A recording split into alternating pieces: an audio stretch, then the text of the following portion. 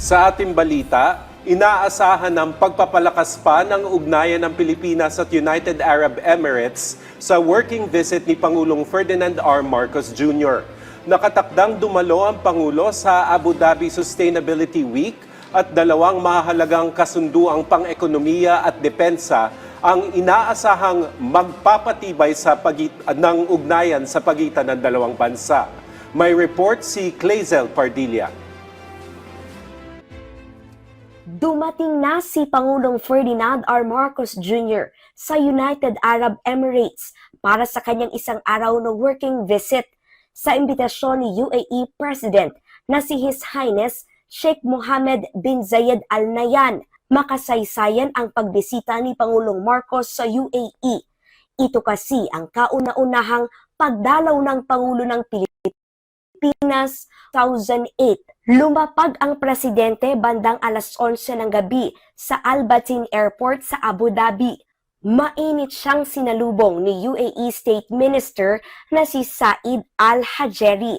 Kasama ng Pangulo si Foreign Affairs Secretary Maria Teresa Lazaro at Philippine Ambassador to the UAE na si Alfonso Ver.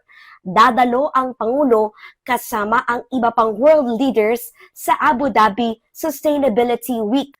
Taunang forum ito na magsisilbing plataporma sa international cooperation para tugunan ang mga komplikado at magkakaugnay na hamon sa kasalukuyan at hinaharap.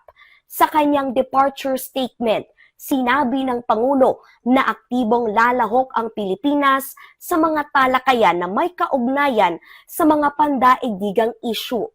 Kabilang ang pinansyal na katatagan, malinis na enerhiya, tubig, seguridad at pangangalaga sa kalikasan. Inaasahang mapagtitibay sa pagbisitang ito ang dalawang mahalagang kasunduan sa pagitan ng Pilipinas at UAE. Ito ang Comprehensive Economic Partnership Agreement o CEPA at ang Memorandum of Operation. Tiwala ang Pangulo na makikinabang hindi lamang ang mga Pilipino sa Pilipinas, kundi pati ang higit 900,000 na mga Pinoy sa UAE.